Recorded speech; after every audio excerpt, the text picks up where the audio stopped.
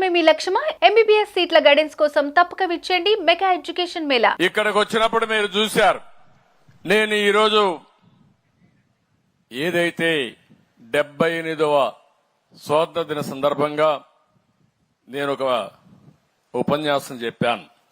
ఇప్పుడే నా మెసేజ్ ఒకటి ఇచ్చాను.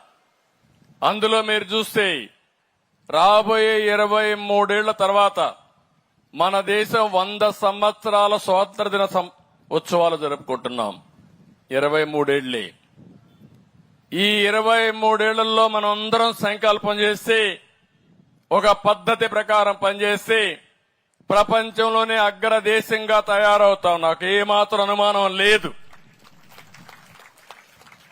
మీరందరూ గాని 19 నుంచి గవర్నమెంట్ కంటిన్యూ అయ్యుంటే ఇప్పటికి ఎక్కడికి పోయేవాళ్ళం నాకే తెలియదు. ఎక్కడికో అభివృద్ధి చేసేవాళ్ళం. మీరందరూ అనుకున్నారు 2004లో ఆ రోజు నేను ముఖ్యమంత్రిగా ఉన్నాను. అప్పటి వరకు హైదరాబాద్ గాని మొత్తం రాష్ట్రంలో అనేక అభివృద్ధి కార్యక్రమాలు చేశాం. ప్రతి ఒక్కరు ఊర్లో ఇంజనీరింగ్ కాలేజీలు పెట్టాం.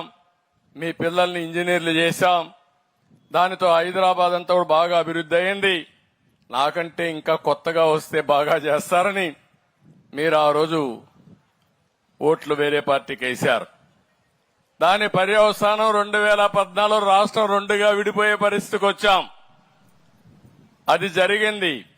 మళ్లీ నేను ఒక ప్రతిష్టగా తీసుకున్నాను.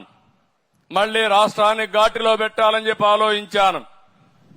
ఎప్పుడూ జరగని విధంగా మీరు చూస్తే 120 సంక్షేమ కార్యక్రమాలు ఇస్తూ అభివృద్ధి కార్యక్రమాలు చేస్తూ సంపద సృష్టించే మార్గాలకు ముందుకు పోయాం.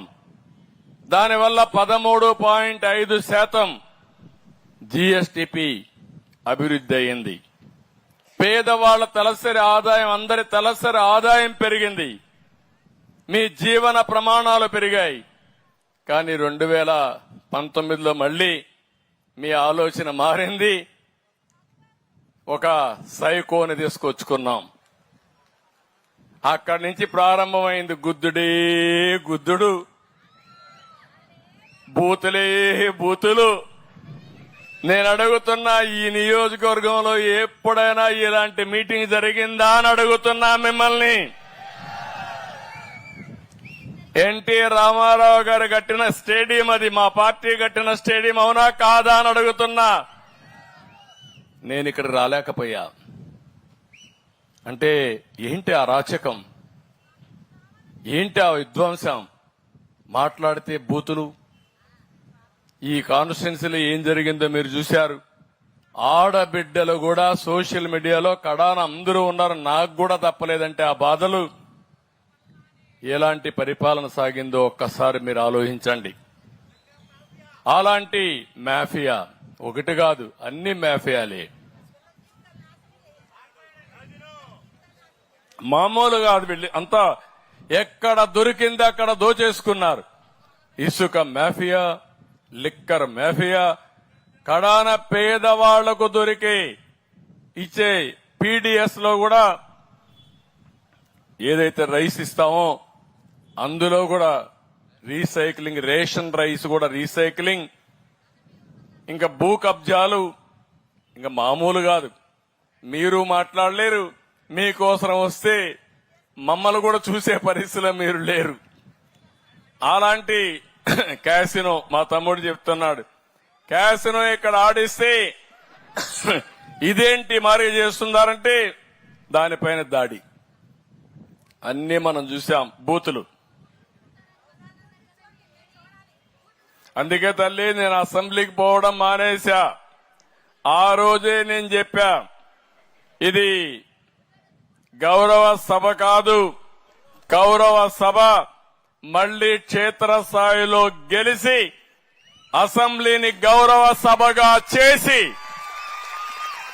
ఎంటర్ అవుతారని చెప్పాను. ఏమమ్మా ఇప్పుడు ఎక్కడన్నా బూతులు వినపడొస్తున్నాయా మీకు? ఎక్కడన్నా భూ కబ్జాలు కనపడొస్తున్నాయా అని అడుగుతున్నా మిమ్మల్ని. మీరందరూ కూడా ఈ రోజు ఫ్రీగా నవ్వుతున్నారు. నాకు ఎంతో సంతోషం. అప్పుడు నవ్వు కూడా నోచుకోలేదు మనం, అవునా కాదా? ఈరోజు స్వాతంత్రం వచ్చిన సందర్భంగా మనం గుర్తు చేసుకుంటే స్వేచ్ఛగా మాట్లాడుకోలేకపోయాం, ఫ్రీగా నవ్వలేకపోయాం.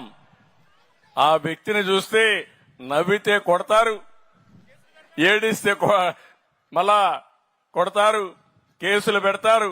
ఇంట్లో నుంచి బయట రావాలంటే ఇంట్లో హౌస్ అరెస్టులు చేస్తారు.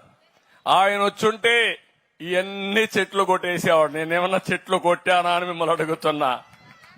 పరదాలు కట్టుకొని వచ్చేవాడు, పరదాలు కట్టానా నేను అడుగుతున్నా.